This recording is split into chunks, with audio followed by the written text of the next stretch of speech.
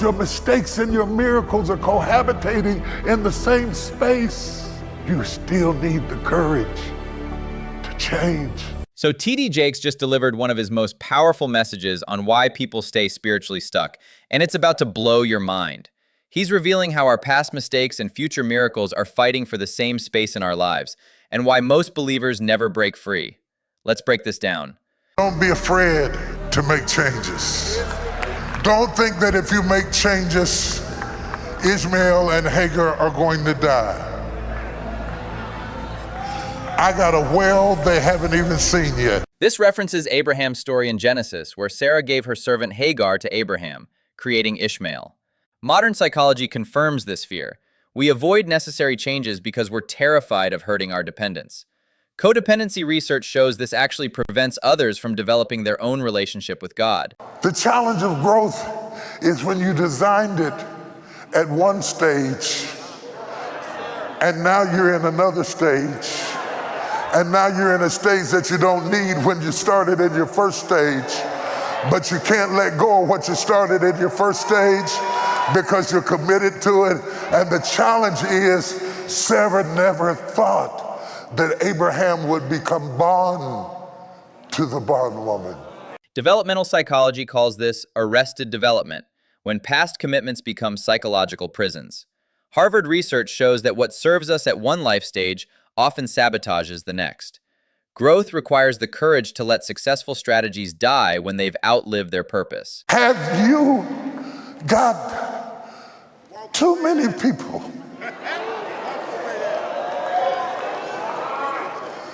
with conflicting agendas living in your tent? And God says to him, hearken unto the voice of thy wife. Neuroscience research from Stanford shows decision fatigue peaks when we try to manage too many competing priorities. The crowded tent represents mental overload from people-pleasing. When everyone's agenda matters equally, nothing gets the focused attention it needs to actually thrive. Everybody who was in your life, everybody who is in your life, everybody who's ever going to be in your life, and you wonder why you're exhausted, you have got 50 people in your tent right now that are sufficient, that could take care of themselves, that you think you're helping, but you're really hurting. Because the more you take care of them, the more crippled they become.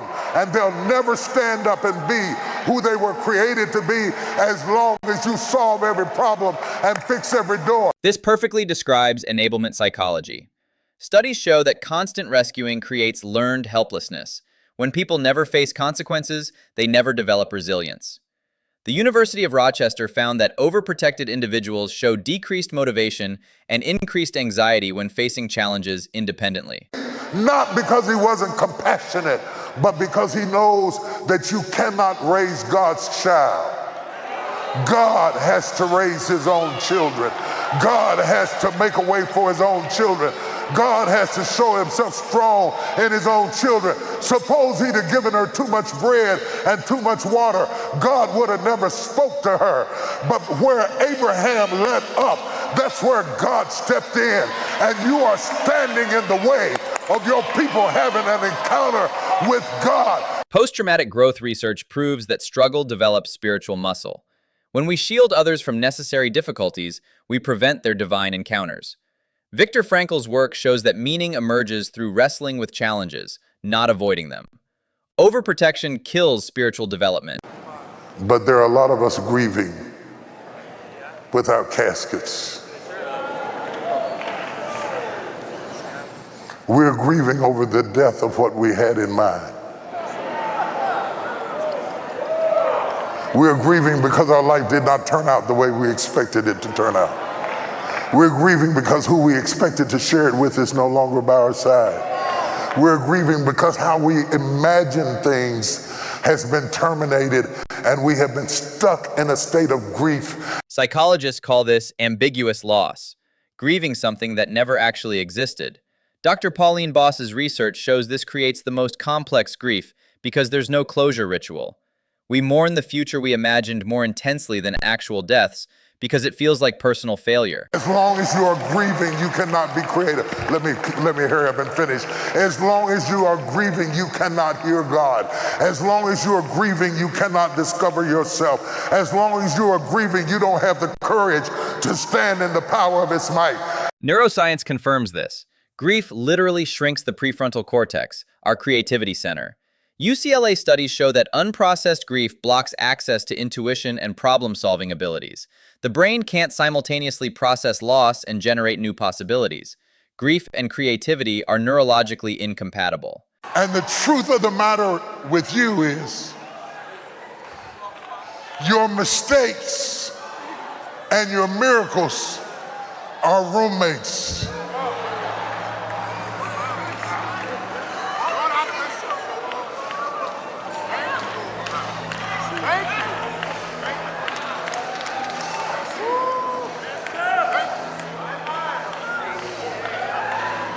And how can I have peace when every time I expect the miracle to turn the corner, here come the mistake looking me in the face? This is cognitive dissonance at its peak. Research shows that conflicting self-concepts create chronic stress and decision paralysis. When past mistakes coexist with future calling, the brain literally can't compute which identity is real. This internal civil war exhausts our mental resources. The problem is, people never give people room to change, to grow, to evolve. And even though we are Christians, we are the world's best at alienating people over what they did before. Religious communities often become the biggest obstacles to transformation. Cancel culture research shows how past-focused thinking prevents redemption narratives. Churches that emphasize forgiveness in theory often practice permanent labeling in reality, trapping people in outdated identities for decades. But you can't take your mistake and your miracle and put them all in the same house and make it work.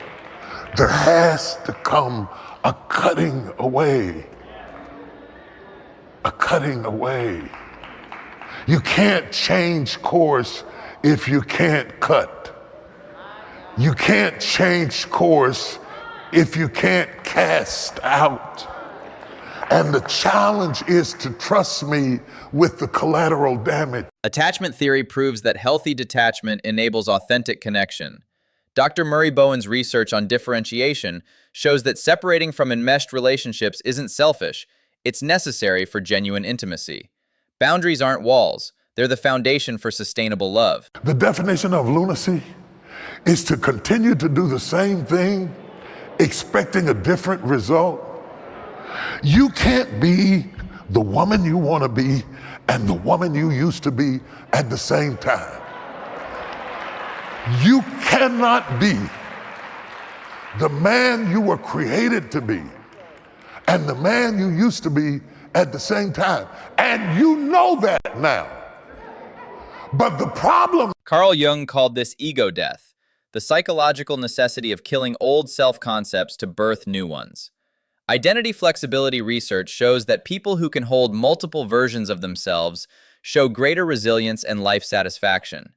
Clinging to past identity prevents future potential. You can't be who you were created to be because you're stuck in a situation that you helped to create and you're guilty. And you feel guilty and you overcompensate because you're guilty and you're in this situation because you're guilty and you're stuck because either way you move, somebody's going to get hurt, and if you don't move, it's going to be you. Guilt-based decision-making creates what psychologists call chronic self-sacrifice syndrome. Research shows that people who consistently prioritize others' emotions over their own authentic calling experience depression, resentment, and spiritual emptiness. Healthy selfishness preserves capacity to genuinely serve. But if I have to bleed to be better, I'm willing to bleed. I'm willing to bleed a little while to be better for a long time.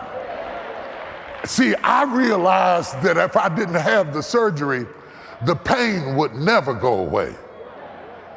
And if I had the surgery, I would have pain for a little while, but eventually the pain of recovery will go away. See, circumcision hurts real bad, but it doesn't hurt real long. Change psychology shows we consistently overestimate the pain of transformation and underestimate adaptation ability. Studies prove that temporary discomfort from growth creates lasting satisfaction, while avoiding change guarantees permanent dissatisfaction. The surgery metaphor captures this perfectly: short-term pain, long-term freedom. And I had to decide, am I going to spend the rest of my life honoring your expectations of me?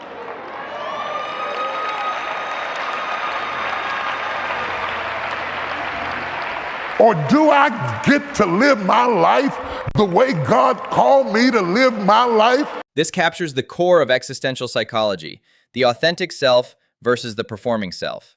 Research shows that living to meet others' expectations creates chronic stress and spiritual emptiness.